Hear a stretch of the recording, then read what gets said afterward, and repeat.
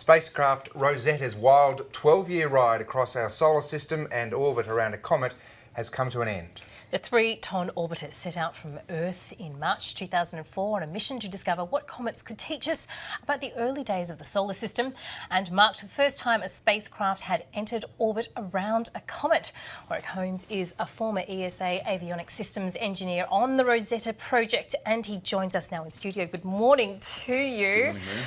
Oh, a very big climax really for this project, with a very strategically planned Big Bang.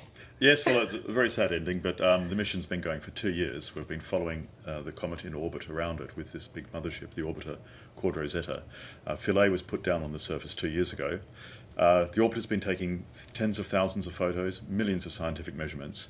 We've got this plethora, this massive data, which is going to take us 20 or 30 years to process, but now we had to end the mission last night. Can I ask a stupid journalist question?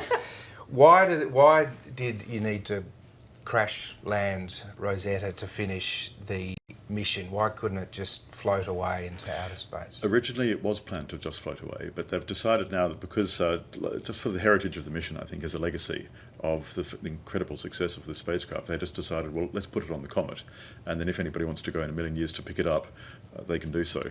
So, in fact, the crazy thing is our DNA is locked into this thing because we were deep inside the spacecraft when we were building it. We never intended it to go onto the surface, but because we were touching things and breathing inside, it's like a Noah's Ark now of human DNA, which was never intended to be so, but that's the case now. And the moment the signal faded out last night, yes, it was, personally for you, I mean, what's well, that like? the last signal was 3/4 billion kilometres away. So that was when we did the landing, and the comet's heading out towards Jupiter now. It's getting too far away. We don't have enough electrical power. Spacecraft is actually just getting old. All the instruments are wearing out. And the last signal was when it actually just touched down on the surface, and the high gain antenna that was pointing at Earth just bounced and moved away. And that was the last signal we ever heard. And then we automatically switched it off when it touched down.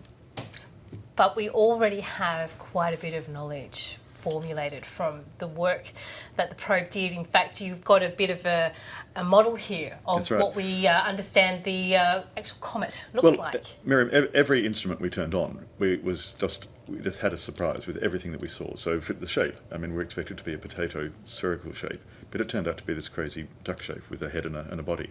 It's actually two comets stuck together, so we got two for the price of one. Every instrument we turned on, the mass spectrometers, which measured the chemistry, the reason it's black is because it's got this very exotic carbon chemistry. We've even found an amino acid on the surface, which is what's in our human bodies. So what they think is that the comets came to Earth and actually helped to seed the oceans with this exotic carbon chemistry that kick-started life very quickly, only 300 million years after the oceans formed. How much more information that's been gathered is yet to be read? Look, Ben, it's like running through a library. So we've run through a library, we've grabbed lots of books, right? And we've now got to go and slowly read them because each book has got several thousand pages. So we've got a massive information. It's going to take 20, 30 years to process and link together all the measurements that we've got. We've already made some very startling discoveries, but the true wealth of information there has only just been scratched. The surface just been scratched. So one of the discoveries, I think, that was unexpected was that this particular comet, 67P, wasn't as icy as we anticipated. Yes, it's actually there's a lot more dust than ice. And what was even more intriguing was the fact that the water that we thought came to Earth was carried by comets. It turns out that the water on this comet was completely different than the water we have here on Earth. So what does that mean? Well, it means that it came from very far away. That this is from the outermost reaches where the comets are gravitationally bound by our solar system. So this one was really from a long way away, and very old as well, more than 4.6 billion years old. What they think now is that there's a collection of different types of comets which could be making the water, and even asteroids. But it's rocked that theory a lot because the water is so different. In terms of, when I say different, it's what they call the deuterium-hydrogen ratio. It's just the isotopes they have.